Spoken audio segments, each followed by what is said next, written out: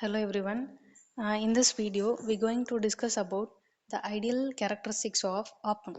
Before entering into the topic, let me brief out what is an op-amp. Op-amp is abbreviated from the word operational amplifier, and it is an electronic device which is widely used in the applications like audio and video communications, medical electronics, instrumentation controls, etc. And it is an important analog linear IC is an operational amplifier which will be discussed now. So normally the operational amplifier is having two different input terminals. One is inverting input which is represented by a negative sign, and another one is non-inverting input which is represented by a positive sign. So in op-amp it will have several ideal characteristics. They are: open loop gain of op-amp AOL is infinite, input impedance Ri is infinite, output impedance R0 is 0, bandwidth is infinite, and it will have low offset voltage V0 is 0 when V1 and V2 are same. So from this, it can be seen that an ideal op-amp draws no current at both the input terminals. Why? Because it will have infinite input impedance. So under this case, any signal source can drive it and there is no loading on the preceding driver stage. And secondly, we have infinite gain. So the voltage difference between inverting and non-inverting terminals are essentially zero, or maybe V1 and V2 are equal in order to identify finite output voltage V0. The output voltage V0 is independent of current drawn from the output R0. It is zero. The output thus can drive an finite number of other devices too. So from these properties, we can able to realize an ideal operational amplifier. But by using these properties can never be realized in practical case, because for an ideal operational amplifier, it doesn't have any mathematical inconvenience. But in the case of practical operational amplifier, we have several mathematical characteristics to solve these kind of ideal characteristics. So to overcome this problem, we consider one equivalent circuit of op-amp. So normally this is a physical device, but the device, it may possess our open loop gain may not be infinite, input impedance may not be infinite, output impedance may not be zero. So under this condition, this operational amplifier is taken as a voltage controlled voltage source, which means it will have some equivalent Thevenin's voltage and Thevenin's resistance. So our equivalent Thevenin's voltage is AOL into VD, and our Thevenin's resistance is R0, which is looking back into the output terminal of operational amplifier. So this equivalent circuit is useful for analyzing the basic operating principles of op-amp. So we identified V output by AOL. AOL is our open loop gain into VD. VD is the potential difference between the input terminals. Well, let me take this as V1 minus V2 or V2 minus V1. Whatever we consider on the input terminal, that difference has to be applied here. So V0 is identified by AOL into VD. And one more configuration is there, that is our open loop configuration. So in open loop configuration, we have provided only the input voltages. There is no feedback between input and output. So from this input voltages, V1 and V2, it will possess two different cases. So I'm applying V1 in inverting terminal and applying a V2 in non-inverting terminal. So the two cases are, in first case, if V1 is greater than V2, V1 already connected in inverting terminal, it is highly negative in nature. If V1 is greater and greater and greater, so it will produce negative output. This negative output is represented as minus V saturation, that is negative saturation voltage. Negative saturation voltage. And similarly, the other case, when V2 is greater than V1, V2 is already connected in non-inverting terminal, which is highly positive in nature. When V2 is greater than V1, it will produce the positive output, which is plus V saturation or otherwise positive saturation voltage. So by providing these two different input terminals of op-amp, yes, we have both saturation plus V saturation and minus V saturation we have obtained. So by using this ideal and ideal characteristics and properties of op-amp, yes, we may derive some several analog applications. Like yes, we discuss now inverting amplifier. Yes, by using this ideal characteristics of op-amp, inverting amplifier has to be designed here. So by the name itself, inverting amplifier, I'm providing input voltage only in inverting terminal. So literally non-inverting terminal is going to be grounded, or it may be grounded through some resistor. Yes, and again we have one input resistor R1 and feedback resistor RF. So by using some mathematical calculation to find the voltage gain, that is V out by V in of inverting amplifier. So from the ideal characteristics of op-amp, it will have infinite input impedance. So when Ri is infinite, there should be no current drawn from the input side. So by considering the current through R1 due to V in, right? So whatever current entering into the R1 is equal to current leaving from the same point R1. So if we consider a node point, the resistor meeting point between R1 and R2, that is A, means yes, if current entering into the node A is equal to current leaving from the node A, because there is no current enter into the op-amp due to infinite input impedance. So by writing a KCL equation on node A, yes, we have in input side VA minus Vin divided by R1, and in output side we have V0 minus VA divided by RF. So by solving this equation using virtual ground condition, so under virtual short, whatever voltage acquired on non-inverting terminal, that is equal to the nodal voltage A. So already we are grounded this non-inverting terminal, so which holds only 0 volt. That 0 volt is again equal to VA. So I'm going to replace my first equation VA as 0.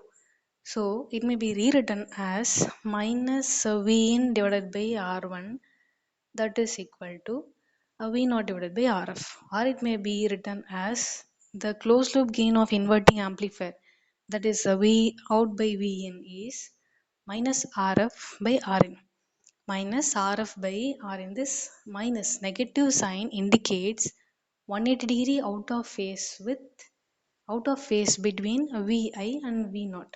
Negative sign indicates 180-degree out of phase between Vi and V naught. This is the voltage gain of inverting amplifier. Similarly, another one non-inverting amplifier is, yes, we design this non-inverting amplifier under the characteristics of ideal op-amp. Again, we provide V input only in non-inverting terminal, whereas in inverting terminal it is straight away grounded through R1 input impedance, and we have one feedback impedance between input and output.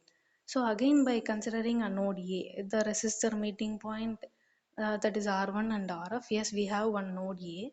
So again, by writing the KCL equation to identify what is our voltage gain of non-inverting amplifier, yes, we have on input side VA minus 0 divided by R1, and in output side V0 minus VA divided by RF. So again, by using virtual ground condition, whatever voltage acquired on non-inverting terminal, that is equal to the nodal voltage. So V non-inverting is, now we are applying V in. That V in is again equal to the VA. So in previous equation, I'm going to replace VA by V in. So the equation is rewritten as Vn by R1, that is equal to V0 minus Vn divided by Rf. Or it may be written as the closed loop gain of non-inverting amplifier, which is V out by Vn, is 1 plus Rf by Rin. For inverting amplifier, our voltage gain is minus Rf by R1, and for non-inverting amplifier, our voltage gain is 1 plus Rf by R1. Like a similar way, we have another amplifier called a differential amplifier. So in this differential amplifier, we provide two different input voltages on two different input terminals. So we have V2 in inverting terminal and we have V1 in non-inverting terminal. Again, we consider the input resistance R1 in both the terminals. R1 and R1 are the same input impedance in both terminals, and feedback resistor R2. Yes, we may consider input resistance as some other one, but for mathematical simplicity, we are considering the same resistance here. So again, I'm considering two different nodes in this place. So the resistor meeting point R1 and R2, I'm going to consider the node as A. Similarly, the resistor meeting point R1 and R2, the node point is B. By writing the KCL equation for A and B, finding the output, that is V output. What is output provided by this differential amplifier? Yes, let me check by writing the mathematical expression. So first to write the KCL equation at node A. Yes, KCL equation at node A is VA minus V2 divided by R1 in input side. That is equal to in output side V0 minus VA divided by R2. Mm, yes, again for writing KCL at node B. Node B it is, yes, VB minus V1 divided by R1. That is in input side. Whereas in output side, 0 minus VB divided by R2. It means from the place V1, the current entering into the node B, which is equal to current leaving from the node B. There is no current entering into the op amp because it will have infinite input impedance. On node A and node B, there is no current entering into the op amp. Whatever current from V2 to VA, whatever current V2 to VA through R1, that is equal to whatever current VA to V out should be same. Similarly, on the non-inverting side, V1 to VB, the current from V1 to VB and the current from VB to 0 are same. So that is here represented in these two equation. So from calculating these two equation, we may observe what is our V output.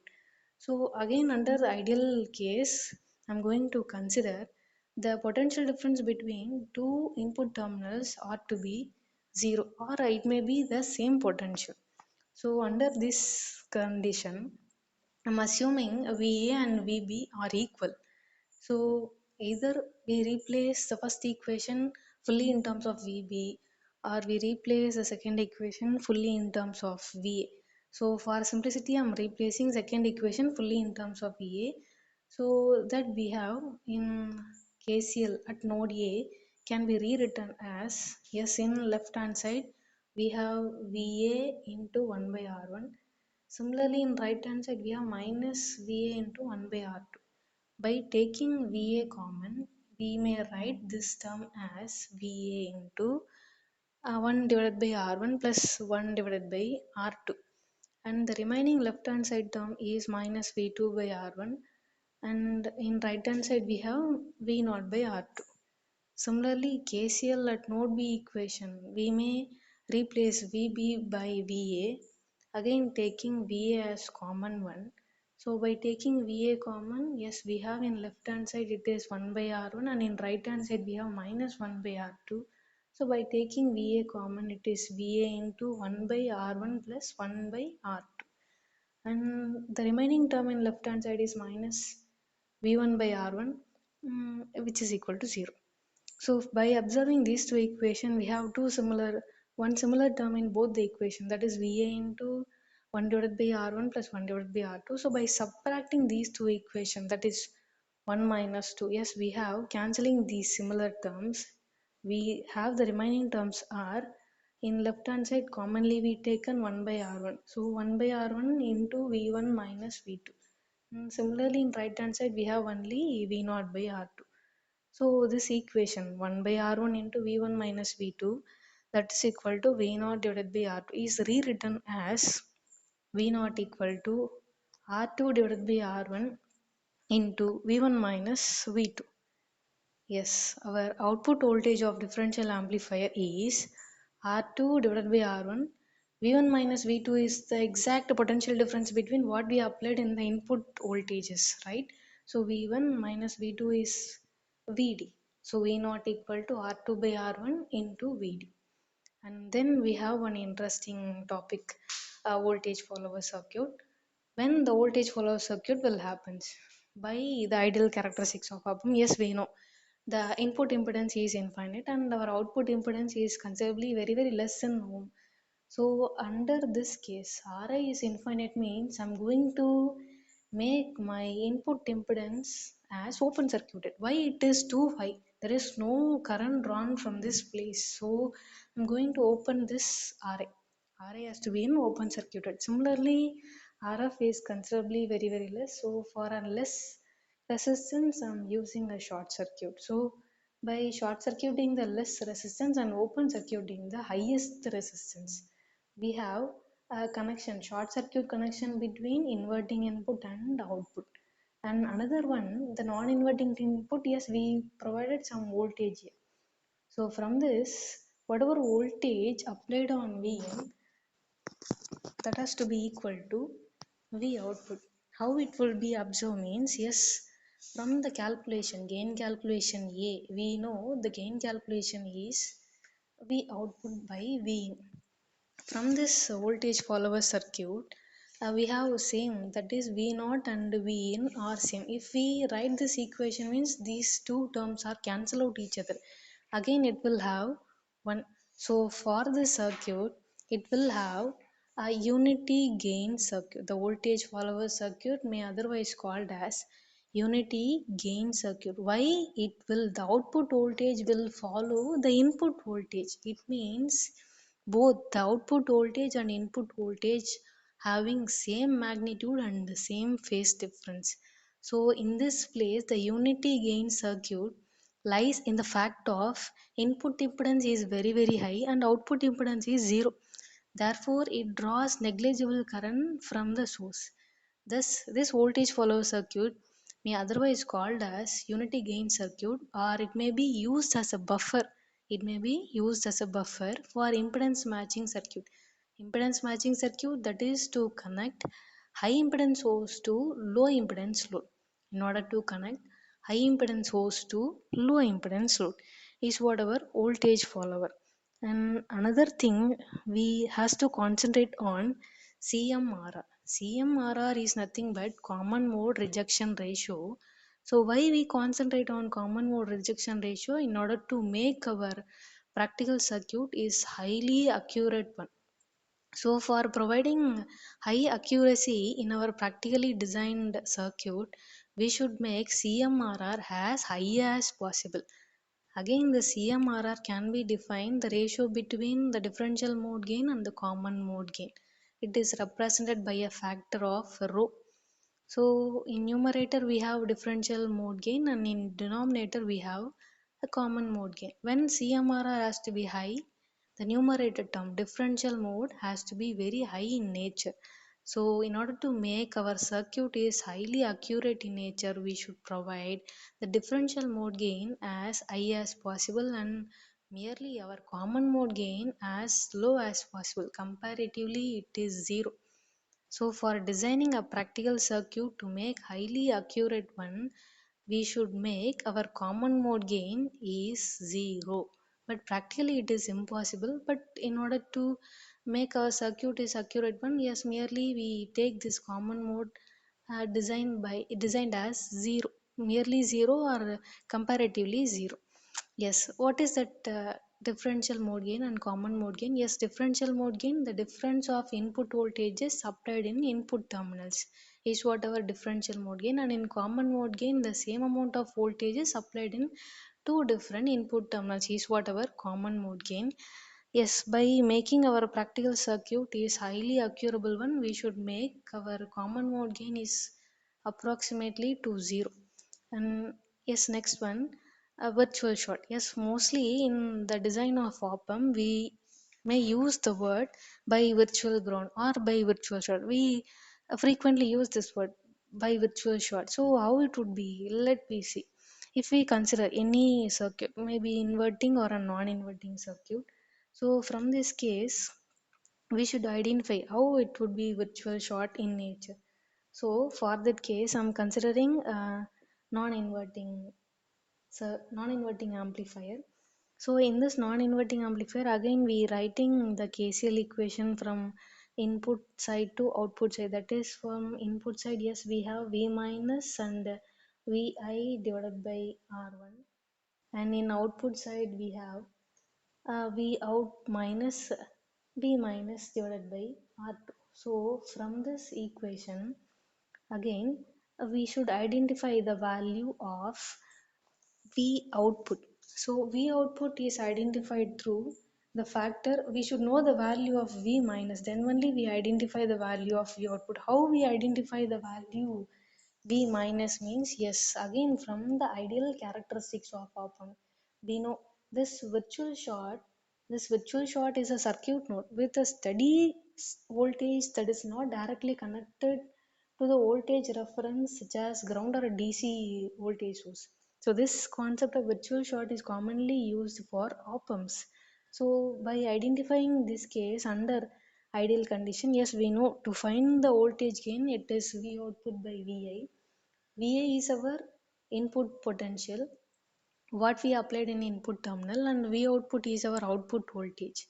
Yes, output voltage, what it is derived from the output, but Vi is normally the difference of two input potential. So we make Va as Vd. So when our voltage gain is infinite, we should make Vd as zero. When Vd as zero, that means the potential difference between inverting and non-inverting terminal are to be same, or it is equal to zero, then only the voltage gain has to be infinite. So for that case only, always we prefer for a virtual ground condition in operational amplifier design purpose. So by using this virtual short condition, yes, we may derive enormous number of analog applications like inverting, non-inverting, and precision rectifiers and all. Yes, thank you for watching this video.